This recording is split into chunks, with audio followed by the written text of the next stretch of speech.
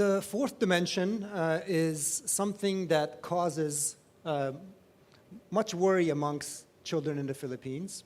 It is the right to a safe and sustainable environment. In fact, a study done by Nature magazine found that youth in the Philippines have the highest level of what they call eco-anxiety, anxiety about the environment, and this is about 45 countries that were surveyed. This dimension, the subdimensions, include safe and equitable water, sanitation, and hygiene practices, as well as safe wash access in schools, as well as climate change, disaster risk, and environmental degradation.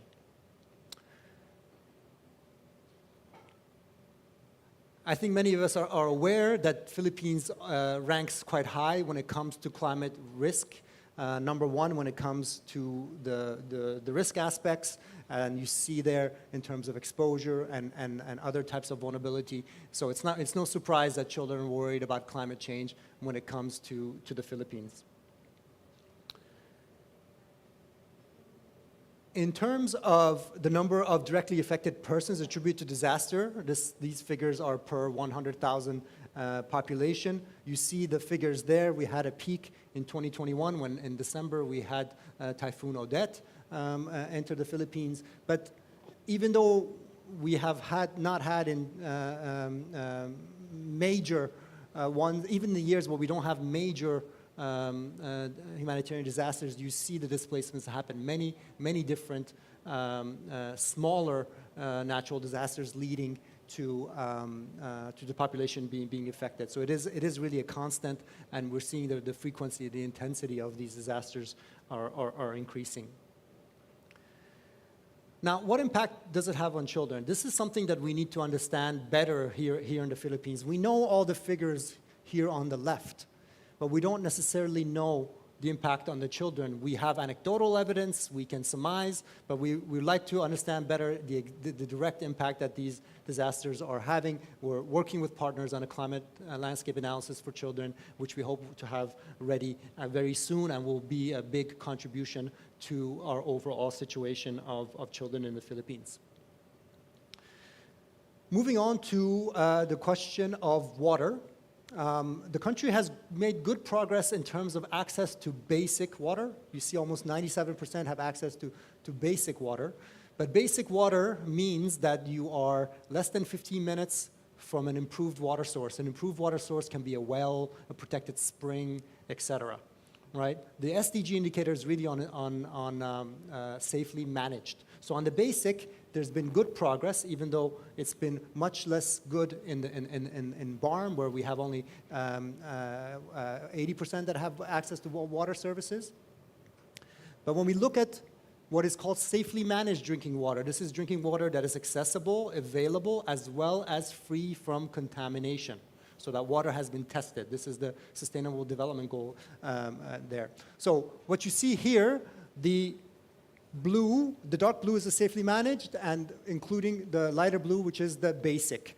Many countries in the region don't have data on this information. We have data, but it's old. It's from 2017, when the last time the water was tested. This was not included in the 2022 DHS, but you see the situation there. So we have a high portion of the population that has access to water, but we don't have sufficient information to know whether it's safe. In fact, from what we did in 2017, we see that almost half of it is unsafe. And so you see high levels of population relying on plastic water, bottled water for their drinking water source, which of course has its own environmental repercussions.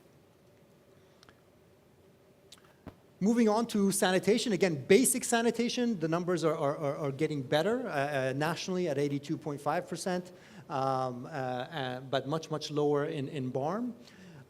When we look at safely managed sanitation, we see a bit of a better story with the darker green being the safely managed, but still a long way to go if we want to meet the SDG indicator when it comes to safely managed sanitation. Looking at schools, do schools have access to water and sanitation facilities? This is by proportion. You see on the left is the water, and on the right is the sanitation. At least basic sanitation is at 85%, at least basic water at 47%. So I think there's a big gap here in terms of the wash facilities that are necessary when it comes to schools. This is really an infrastructure question, and I know that the country has plans for investment in improving the wash services in schools. What are some of the bottlenecks? I think one of the big ones is really this limited coordination and provision of wash services. There is not one single authority who oversees the water, sanitation, and hygiene sector. There's no ministry of water, sanitation, or department.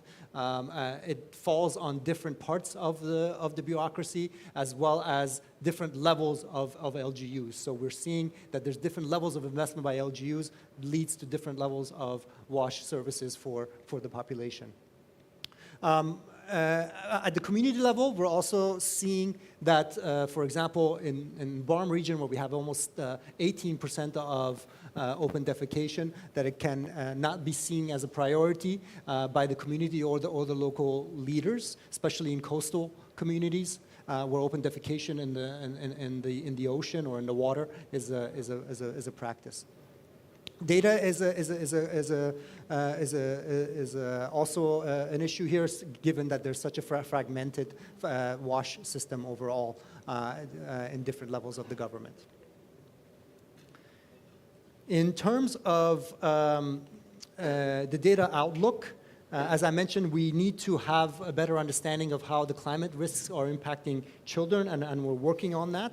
On the WASH side, I think we have great hope that the CBMS, the community-based monitoring system, will give us new estimates on especially on safely managed water and sanitation. We need to invest in making sure that we do the testing of the waters so that we can have an updated situation on the safely managed water and sanitation.